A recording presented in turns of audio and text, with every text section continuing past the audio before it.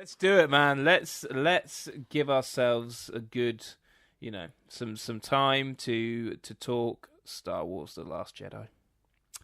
Because I don't think enough people are talking about it. That's the thing. I think Chris, that we might be the only podcast discussing it. Because I'm just not seeing any chat about it. I feel like it's being ignored in the wider. I think we're shining a spotlight on a little known film here that really does deserve some time. What was nuts is watching and spoil. By the way, I'm not even like it's just all spoilers. We're not doing spoiler-free stuff. It's all spoilers. Watch the film, come back, and please watch the film before listening to this. That's a big one. Massive, absolutely. For whatever you look, if you're concerned, even for a fraction of a second, you might not enjoy it. I tell you what, you will kill 50% of your enjoyment of that film finding out even one or two things about it.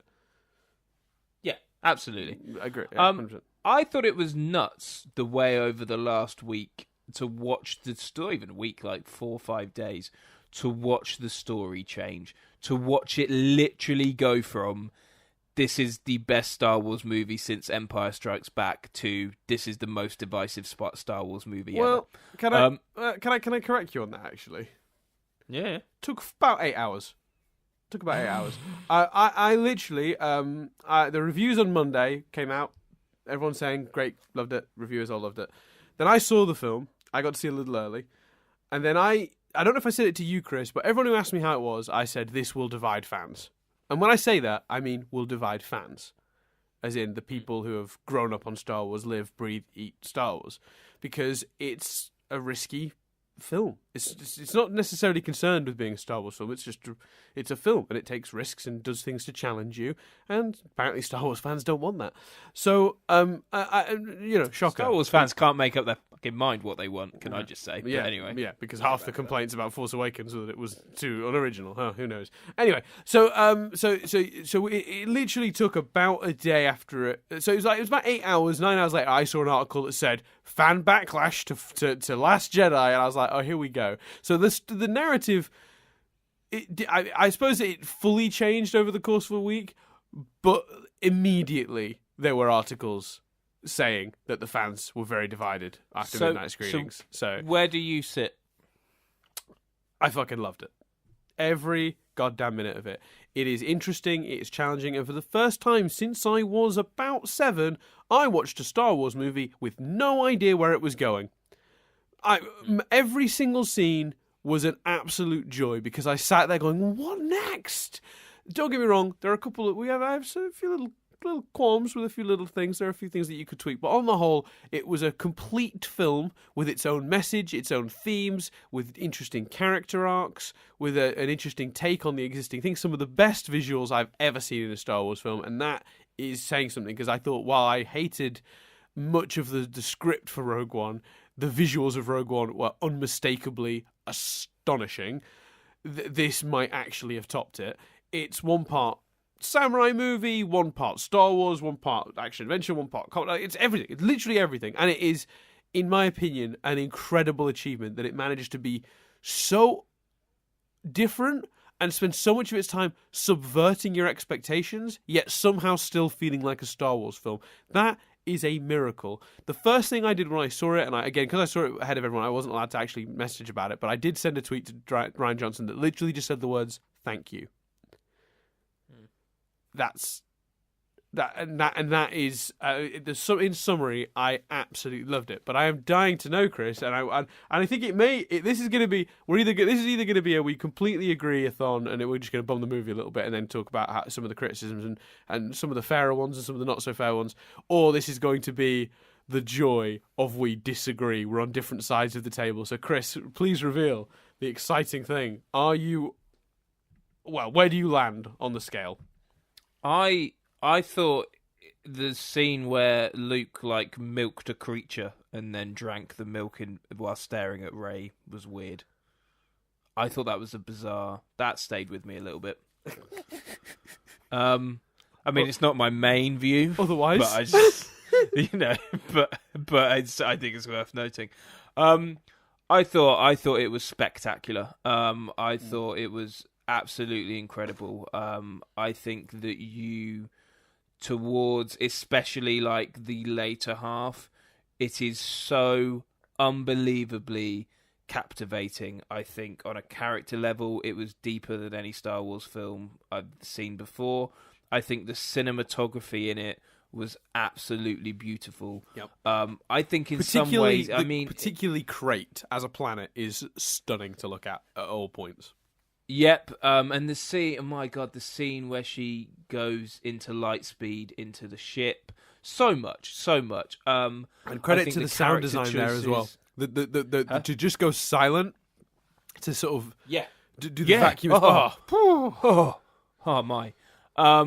There's, like you say, there's the odd thing where you're like, but I think like it all had so much depth and it was so interesting, and I think to address, because at first it was what I quite liked is at first when I was hearing criticism, it was really specific, and like that's why I say you could talk about this film for 4 hours, like character stuff. Like someone I was talking to had a problem with the fact that Rey and Kylo Ren are kind of pulled together, and then they kill Snoke, have that big kick-ass fight, and then immediately go apart again. They felt that was anticlimactic, and I was like, I don't agree with that, because to me, they touched each other and both saw the other one turning to their side, and then made their decisions based on that. You could argue that fits, that they both saw that fight, and from Rey's point of view, it looked like he was coming over, and from his point of view, it looked like she was going to side with him, and they could rule the galaxy and stuff like he wanted to. Writing. Incredible writing. And also, when you think about how boring the war aspect of Star Wars has been in previous movies, to get this plot about weapons, and to get this plot about how some people profit from both sides of a war, and what actually happens with those weapons, to get that embedded in there in an interesting way is stunning, is fantastic. And thankfully, not so, because that was the problem with one of the problems with the Phantom Menace, which is like a huge chunk of the plot is just people talking about a trade dispute, and it's like look, a little hint at the wider world is a good thing. Which is what A New Hope did when they talked about the Old Republic. When you first saw A New Hope, or what was just known as Star Wars, when I saw it, in my day, but we saw, you watched the first one. There's a few references to the Old Republic, and you sort of try to put it together. I wonder what that was. I wonder what that worked like. I wonder, what the shape of this world used to be. But then you get to Phantom Menace, and it's like, oh, here's a 10-minute scene explaining the exact political climate. Yeah, because that's interesting to children. And whereas what they've done here is in a ridiculous sort of sequence of events at a space casino, riding weird space elephant, rhino, giraffe creatures. They managed to somehow embed into what is otherwise a sort of big old sort of fun sort of adventure-y action sort of scene. This message, but it's subtly embedded, and it doesn't overpower the sequence. But this message about war profiteering and how no one is free of guilt, and it's not quite as simple. And that theme ties in to the overall themes when Luke talks about the Jedi and their place in things, and their arrogance to assume that the Force was bending to their will, and things like that. And it's the way it all comes together in the end is one of the most amazing things about this film. The writing is just so layered and so textured. And I never thought. And those kind of criticisms, in a way, aren't even criticisms, because you have discussions about them, and it's awesome. I never thought we'd be in a place, and whilst I understand it, and I do genuinely appreciate it, but I just don't particularly have a problem with it. It is nuts to me that we are living in a world where people are going, oh, it doesn't answer things that were set up in The Force Awakens, and it feels a bit like he shat on some stuff set up in there, like Snoke. Well, the big ones are Rey's parents and Snoke's identity. And whilst I understand that, and my favourite analogy of it, just because then it links back to TV, it's just amusing. My favourite analogy of it was someone's compared it to J.J. Abrams turning to Damon Lindelof when they were filming the Lost pilot and going, you see that guy, pointing to Locke, and going, you see that guy? Yeah. He has a secret. And apparently the story is Damon Lindelof said, what what's his secret? And JJ went, no, you figure it out. And Damon Lindelof went, okay, and he figured out this wheelchair thing and that he couldn't walk, and he embedded it in, and it was amazing. And someone said that basically the theory is that, like, JJ says to Ryan Johnson, hey, you see Snoke and you see her parents. There's a story there. And Ryan Johnson goes, fuck it. Like, I don't want to tell that story. Like, that's like and one reason, like, I don't necessarily mind that particularly is if we're going to get a Star Wars movie every year, then let's get Star Wars movies that feel like a Ryan Johnson movie that feels like this. The one where I am a bit like, I can see why it annoys people that, like, The Force Awakens builds to this iconic moment where she hands out the lightsaber and Luke looks at it.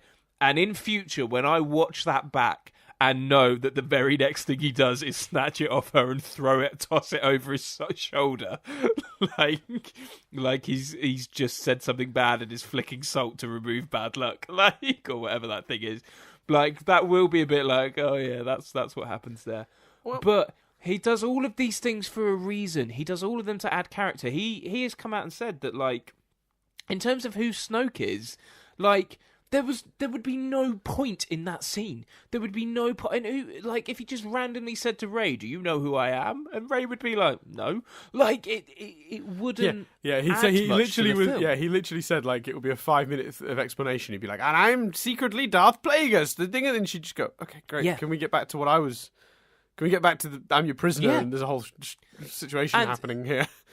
The explanation of Rey being nobody is quite beautiful to me, and I appreciate that. I think part of the problem is Star Wars as a franchise has you believe that everyone is connected and that everyone is a Skywalker and or a Solo, maybe or met someone as a child, or related to this person. Exactly. And in the talking about the films and all the theorizing after, a lot of the conversations centered around that. So I do appreciate that there is a section of the audience that will be going, well, that's frustrating that the answer is nobody, but I find it, whilst I appreciate it and I get it, I overlook it and don't necessarily agree with it because I happen to like the explanation that we did get and the character stuff embedded within that. Yeah, I think, look, when I look at the criticisms, I'll be honest with you, and I don't want to sound dismissive, but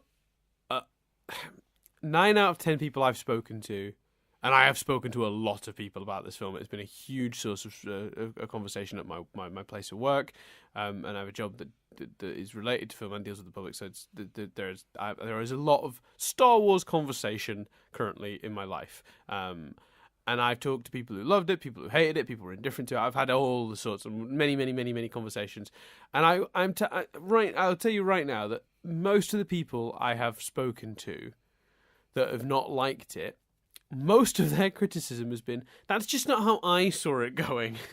And I'm not saying that's everyone, but it does seem to me two things. First of all, I think the backlash has been exaggerated. It came out last night that a lot of the Rotten Tomatoes audience score was one guy making multiple accounts and voting it down thousands of times. So that's number one. Number two, I think that the people who are throwing their they're spitting their dummies out and throwing their toys out the pram are the core fan base, and they are not the people that are going to spend upwards of something 1 point something billion on tickets to this film. They are a fraction of the families and the grandmas and the and their uncles and aunties and children that are going to go see and love this film. So let's put that into perspective as well, because I think it was ridiculous to assume that this film has split everyone down the middle 50-50. I think it may have split fandom down the middle 50-50, but fandom, Star Wars fans, the hardcore fans, only make up, I reckon, about 10 to 20% of the actual cinema-going public. So let's not be under any illusions about our numbers here. Let's not think that that this is people coming out of cinemas everywhere, rioting, half clapping. This is not what's happening. And then of those people that are unhappy, there are some legitimate criticisms out there, which I'll go through in a second. But a lot of them, a chunk of them at least, are saying things like, I would have rather seen this, or I would have liked to see that, or why wasn't Lando in it, or why wasn't this or that. And you know what? To those people, I say you're never going to be happy because you've got a movie in your head, and I'm sorry, but Rian Johnson has not tapped into your brain and made that movie.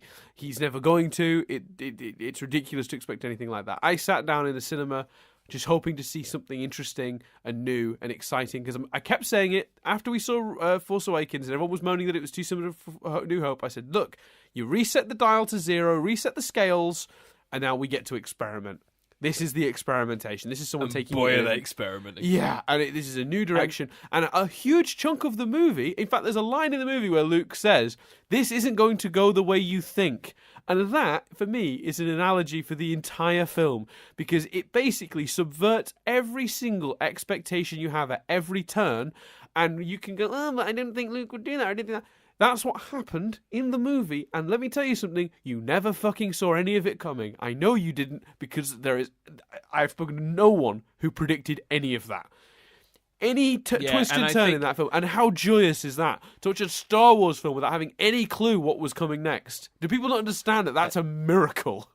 Yeah, and I think also, like, another good point is if The Empire Strikes Back, if these films were being made now, or the internet existed and social media existed how it does now back then, The Empire Strikes Back would have probably got a similar reaction. Because in Star Wars, Luke and Leia share a kiss and look like a love story, and then in The Empire Strikes Back it's revealed, or in Return of the Jedi, it's revealed that they're brother and sister. Like, that's also going back on something and changing it and all this other stuff. And I just feel like that would be the case, and that's actually what the film's depth and a complete counter-argument to a lot of the shit that got thrown at Force Awakens. It was so new and fresh. What do you think are valid criticisms then, or you know, the list you referenced then? Yeah, so I don't got a list as such, but there are definitely a few that I understand. So I do think the scene where Leia uses Force powers to save herself is potentially, from some angles, laughable.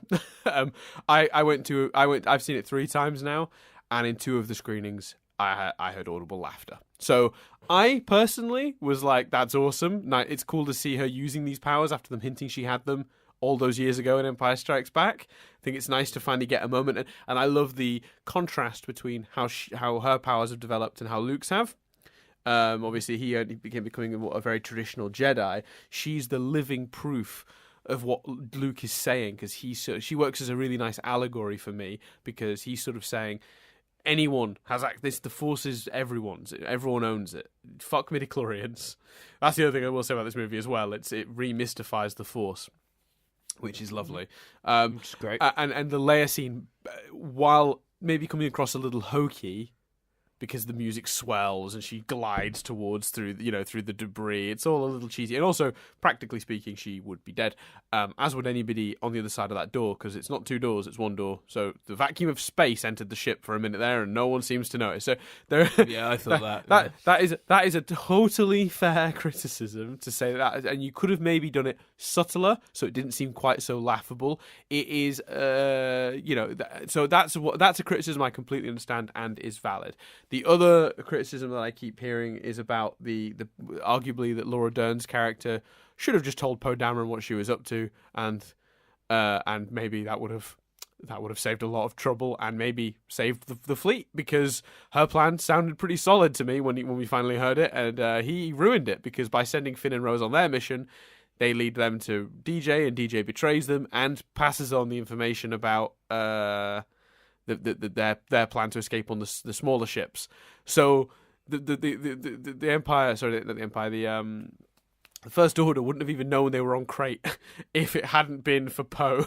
So I get that, but the flip side of that is there'd be no movie expectation. Also 100%, because you expect Finn and Rose to go on this mini blowing up a Death Star mission, and you think, I kind of for a moment went, oh, is it, because that is essentially what they're trying to do, is essentially blowing up a Death Star, isn't it? I mean, they're sneaking onto Snoke's ship to deactivate the tracking so the rest can jump. Yeah, Yeah, it's phrased it, but like the core conceit of it. But then that doesn't happen, and it just goes the other way. And again, it's turns unexpected. Yeah, and I think that's one of the things that's incredible about the film. And I think one of the major strengths is the themes and how the themes carry through. Because, I mean, the whole film sort of comes around to this idea of throwing away old ways and old ideas and not getting caught up in the Skywalkers of the world, because moving on is important and everything can be important and everyone. And I think that's exemplified in the reveal with Rey, that her parents are no one, and I do hope they honour that. I will be sad if that is changed now. It could be. J.J. Abrams can literally do whatever he wants and say that Kylo was lying in this movie. But yeah, it's a very simple fix if he wanted to. But I hope he doesn't, because I genuinely think that. I genuinely think that that's really important, that we establish that, and especially the last shot as well of the kid, with the broom, just proving that, like, everyone can be important to something like the rebellion, the resistance, as it's called here. So, I think that theme runs through the whole movie, and I think that's really important. And I love as well the idea that even though it is about moving away from the old, she kept a little something. I don't know if you noticed, Chris, but the books, she nicked them before Yoda burned the tree down. Yeah. Yeah, I saw them on Millennium Falcon. On the Millennium Falcon. So some of the Jedi lore and ideas did carry on, which also explains why Yoda was quite so happy just to burn down the Jedi texts.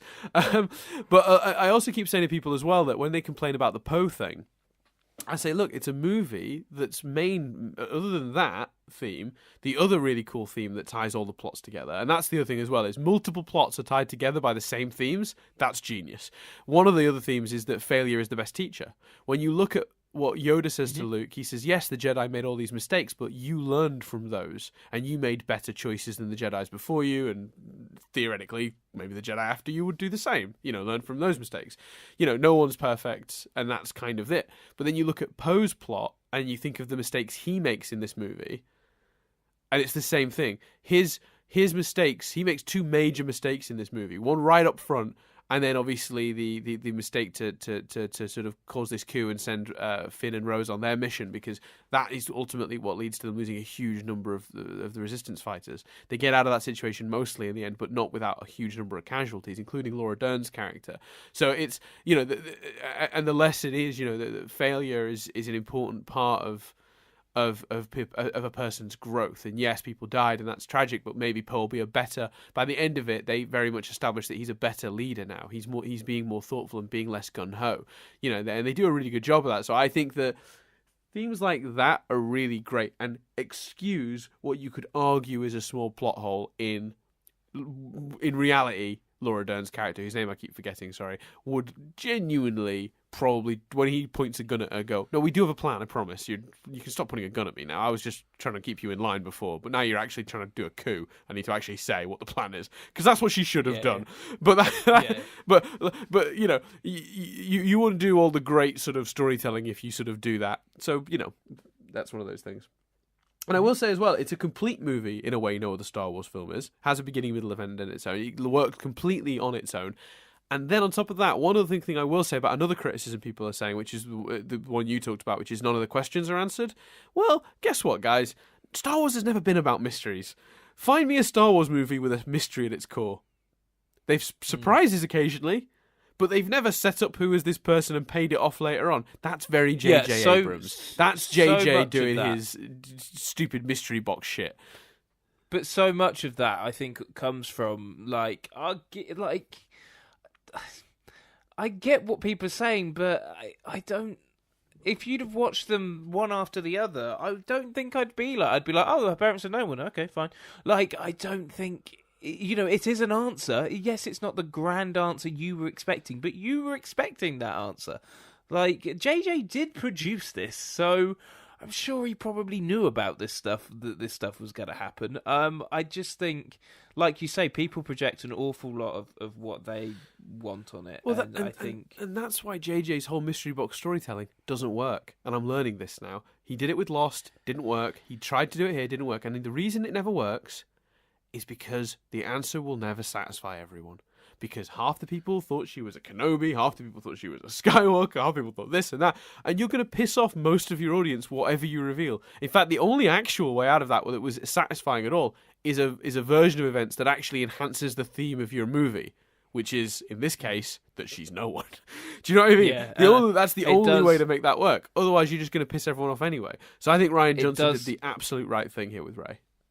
It does make me very intrigued, because before this came out, and I even said, I think when we discussed it, like, I may backtrack on being excited. I thought before, I said at the time, like, Abrahams is a great choice to do the third one, but that slightly depends on The Last Jedi. And now, having seen The Last Jedi, I think a lot of people, those that love The Last Jedi, are going, is Abrahams the right person to take this home?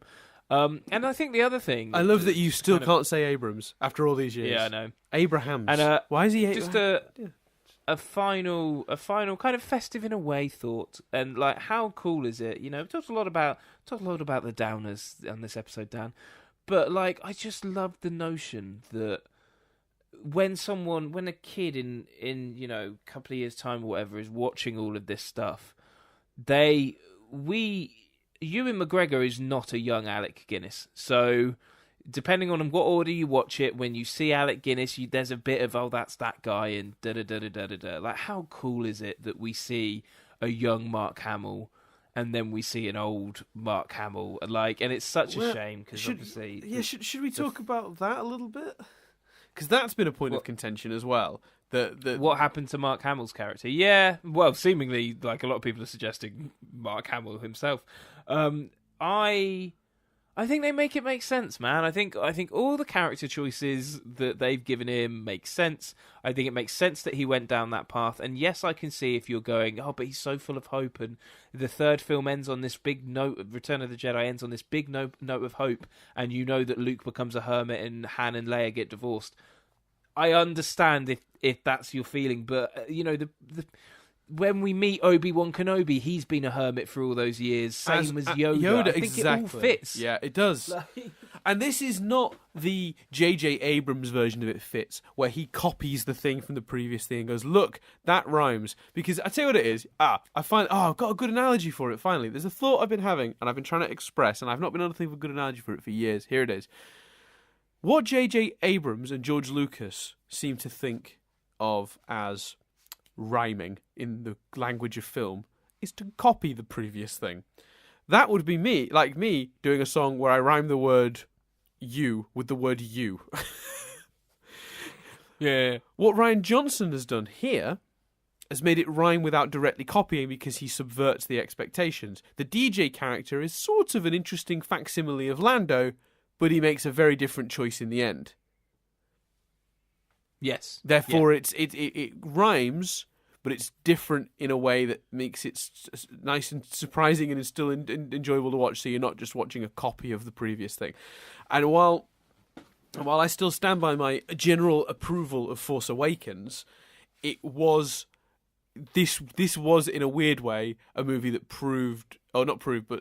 definitely made me understand more the complaints of the people for Force Awakens, because I sort of went, you're right, those are more direct copies. This managed to echo Empire and Jedi without doing direct copies. But I think if you listen, especially if you listen to our review of The Force Awakens, we didn't ever not understand that criticism. Yes, but true. We made the point, and I stand by the point, that that's what that film needed to be to reset the button and you say, take us back to zero. I think exactly that. I think all the character choices fit, make sense, and I think it is such a shame, and I guess it's ending on a down note, that clearly, you know, the first film was Harrison's, the second film was Mark, and the third was clearly meant to be Carrie's. And it's such a shame to not get that. But yeah, that sucks. But they did, you know, they dedicated it to her. Her daughter had a much bigger part, and maybe will have even bigger part in 3. You know. Yeah, so not to end on that note, there's a couple of very quick things I wanted to ask you about as well, if that's okay, from the movie. First of all, projecting himself, problem for you, or not a problem for you? No, not a problem. They set he's had years of, thinking about the Force, it fits with the rule changes they kind of gave to the Force. There's Force ghosts that can just appear and reappear, even though people are dead. And they even managed to set it up within the movie because they kept having Kylo and Rey communicate. Which, by the way, those scenes were all incredible. When Kylo and Rey were having conversations across space and time, or whatever, space, not time, but not doing the trick of showing us what the other person could see was beautiful. Really well such done. A great directing choice. It's set up so when Luke does it, were you surprised or did you know? No, because I'd noticed that he wasn't making any footprints, so I wasn't surprised. No. See, now I was dumb, a big dumb dummy, and didn't pick up on it at all, despite the multitude of evidence. He's holding a lightsaber that we just saw destroyed. His beard is suddenly shorter and brown again, not grey. His hair is shorter. Yeah. What, did he stop off for a haircut in the X-Wing before he got back to fucking Crate? I need to save the rebels, but let me just go to my local barber first. Like, there is so much obvious evidence that he's not really there, but I still didn't put it together until it happened. I think also, like, it gives us this kick-ass Luke moment before he dies that, like, it's a lot of people were joking, like, when it was announced, like, how are you going to do, like, kick-ass heroic Luke well, because like Mark Hamill's older, and you know, CGI Yoda moving about in the prequels was weird. What are they going to do? This was how you do it. That's exactly Luke right. Felt yes, like this amazing force, and Luke flipping about like in the prequels, like the Jedi in the prequels, doesn't feel very Luke either, because he didn't get trained quite by those Jedis in that way. Do you know what I mean? He had his fight with Kylo at the end is more reminiscent of Obi-Wan's fight with Darth Vader in A New Hope than it is of the combat in, and it's perfect because you get to have your cake and eat it too, because you get to have to see Luke in his prime, sort of all confident and thingy, but you don't then get the question of, well, how? Because he's not been using the Force for years. He's an old hermit. He should be terrible at this stuff now. Do you know what I mean? Like in reality, if he'd have actually faced Kylo, he'd have probably had his head chopped off in about 30 seconds. Do you know what I mean? Because Kylo's clearly in a much better place now. And then the other thing I want to ask you about is the killing Snoke. Did that bother you at all? Because a lot of people were a bit like, forget the mystery. Why is the guy set up to be the big bad already dead? No, because it's the more interesting choice. Agreed. Because we've seen the Emperor and the student shitloads in Star Wars. We have seen that dynamic loads. We have never seen the student go, fuck it, I'm the new Emperor. Gotcha. I agree. And the change in dynamic that gives is worth it, in my opinion. I 100% agree. And it's a fucking great moment as well. Because it's the way... you know what it is? I said to someone other about it. I said exactly that. I said it's important that we don't just repeat what we've already done. And we have, like I said to you, he's basically just going to become the Emperor otherwise, and that's not an interesting story anymore. We've seen that. I then said to someone, I like this, I always love it when a villain is brought down by their own arrogance. He was so confident that Kylo Ren was not going to do anything. He was so sure that he put himself in a position where he was able to do that. He was so confident he couldn't even stop him because he wasn't prepared to do anything to stop him. Does that make sense? Physically, if Snoke had been prepared for it, I'm sure he was powerful enough to have stopped it in a split second. They made it very clear that Snoke is extraordinarily strong with the Force. And I actually loved that because, one, it was one of the most shocking moments in the whole film. I did not see that coming a mile away. And then when it did, the way they shot it as well, where Snoke's basically saying, you know, oh, you're about to light your lightsaber and you know, take out your enemy, you know, and it's setting it up. He thinks he's talking about Rey, but he's all the parallels and stuff. Really cool. One of the go on, sorry. Kylo Ren is now one of the most interesting villains in cinema at the moment. Now, I would 100% agree with that. What do we think to Yoda puppet? Wonky or fine? Because a lot of people found the puppet looked a bit weird. I was very pleased. I thought it looked great. A bit wonky, but that again, I think that's the right choice, because if you do CGI, then it's the prequels problem. Like that, he looked bad in all that the prequels. Yoda fit the Yoda that we last saw. Yeah, I agreed. 100% agree. And I only thought he looked wonky in the very first shot. The very first shot when he was stood there, I don't know if it was angled funny or the lighting on the puppet was weird, so it created shadows where there aren't normally shadows. His face looked wrong in the very first shot, but all the subsequent shots, he looked just like he did in Empire for me. Yeah. No, I understand the criticism, but you can't please everyone, and I think it is so deep and interesting. And I think again, it's like, okay, this wasn't what you wanted. Don't worry, you'll get a Star Wars film next year. Well, no, Young Han Solo, 5 months. That'll probably be what you want, and then you'll get another one the year after that. We're going to get these every year, so... Like I said, you don't have to wait a year. You've got 5 months till Han Solo. Like, it's... Yeah, it's crazy. So, don't worry about it. Yeah, I would agree. Well, the people who are getting that up in arms, it's really funny. And I will say as well, one last sort of like compliment for the film is that it's nice to watch a Star Wars film and actually feel some stakes. Every scene, I felt the stakes.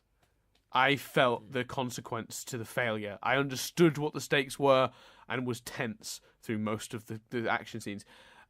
And I think it speaks a lot for how effective the film is at doing that. In that when I saw it the second time with my girlfriend, because my first screening, it was just me basically in a theater, which is awesome. What a great way to see the film. But when I saw it with my girlfriend the second time. In the opening of the movie, when the dropship is trying to take out the dreadnought and she's kicking the metal to pull the remote down, Nadia reached out, grabbed my hand, and like squeezed it and shook it like out of like tension, out of sheer just like, oh, I hope that works. Yeah. And that's 5 minutes into the movie, and they hadn't even introduced this character yet. How could she? I don't even know what magic Rian Johnson is weaving to make somebody that invested in a scene 3 minutes into the movie. Yeah. That's madness. That is great storytelling. That's great filmmaking, and that carries on through the whole film, in my opinion. The themes and stuff aside, even the action sequences, every single one of them, it's set up exactly what the stakes are in almost every one of them. With one exception, we should very quickly talk about that. Oh, that was me wrapping up. There's one other thing we should talk about. Phasma. Yeah, underused. She's the one. Well, there's two kind of. She got shortchanged, and Donald Gleason got given hammier dialogue than he should have got. Phasma was a kick-ass moment. That I think was the one kind of fairly predictable moment. Yep. It's a shame that she didn't get more to do, but it's the same as the Snoke thing. Like, you kill him because it's the more interesting thing to do. You can't shoehorn her in anywhere else in that movie. So. Yeah, agreed. And also, I like that it's a weird little parallel to Boba Fett, this awesome, cool character that you wish to know more about, but is just disposed of in such a lame way. I kind of like that she's become the Boba Fett of this trilogy. And I like that Finn, because I don't agree, I liked the Finn and Rose stuff, but I think if you didn't like that, then you do get that kick-ass Finn moment, along with him threatening to, blow up drive straight into the cannon. Yes. But although that is, I kind of wish they'd gone through with that a little bit. It would have been great for the character, but I like the dynamic we have Saved now. By Where His Love. I can't work out whether Finn and Rose are a thing, whether Finn and Rey are a thing. Or Finn and Poe. I would even not be surprised if Finn and Poe was a thing. No. So I want that explored more, and JJ is potentially the man to Everyone's explore that loving bit Finn. of it, so. I don't know what he's a charming dude. Everyone's after Finn. Well, because even Poe and Rey, where she's like, I'm Rey, and he's like, I know, so. Yeah. I'm looking forward to that being explored more. Yeah, so to very quickly finish my point, the fact that there were stakes in all the action scenes made me really invested in all the movie. That is more than I can ever say about Rogue One, which I could not have given a toss about the fate of any single character in that goddamn movie. I didn't care when they were spoilers, but Rogue One a year ago, see the movie. When everyone just gets killed one by one, didn't feel a thing, didn't give a shit. It was all just noises and explosions and colours to me. I was so much more invested in how this plot turned out, which is again credit to the writing and direction. One last of the criticisms that I want to quickly quiz you about, Chris, and then I will let you go. Chris is desperate to go spend time with his girlfriend. I'm sorry that this conversation has gone on so long. We were like, it'll be an hour and 15. It's a quick one. In fact, earlier on last week's episode, we were like, this will be like 20 minutes. Yeah, earlier on we were like, it's fine because we'll be done by like 7:40. It's now 8:10. Yeah, sorry. But the last thing that we do and should talk about, and it's the one thing that it's the one criticism I do agree with. A lot of people have commented that the comedy is very hit and miss, and I think I agree with that. I think it's not consistent. Like it starts with when it starts with Poe and Hux having that whole discussion, which is hilarious. Yes. You're kind of sat there thinking, if we're doing this, why'd you fire Lord and Miller, guys? Like, you're like, it's not far from that tone. This is bizarre. Mm-hmm. But they don't follow through with it. That's then not consistent throughout. Yep. And if it was consistent throughout, it would have essentially been Thor Ragnarok. That's a film that does that tone consistently throughout. So if you're not going to do it throughout, do it less or do a less specific type of comedy. Because the comedy in The Force Awakens worked brilliantly. I thought so too. But they don't have... Poe is not like that the entire way through. The reason the comedy in Force Awakens works so well is because a lot of it comes from Finn and the part he is playing and how he is in that. So interesting, he can I remind you though of the moment from the start of Force Awakens where Poe gets dragged in front of... It's one of the first lines of the movie. He gets dragged in front of Kylo Ren. He's like, "Should I talk first? Do you talk first? This is awkward. What do we do?" So it's worth noting that it is within Poe's character to be like that when face to face with the baddie. He's consistently like that in The Force Awakens, as is Finn.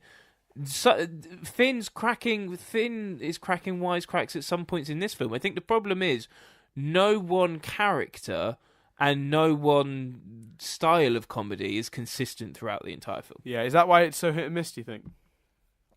Because I found the Poe stuff funny because it reminded me of reminded and rhymed rather than being a copy of, but it reminded me of Han in the brig on the original Death Star. We're all fine in here. How are you?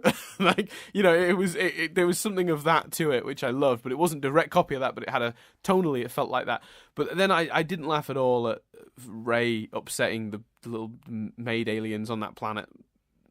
When she knocked over that boulder and it took out their cart, I was like, okay, I guess. And again, to go full circle, Luke milking that creature was just bizarre.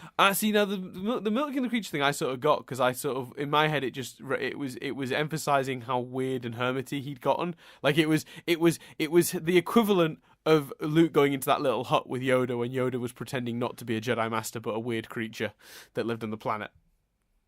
Yeah. Like, Rey's following Luke around on his weird day, and he's just doing weird shit, like, because he's been there so long, he's lost his mind a little bit.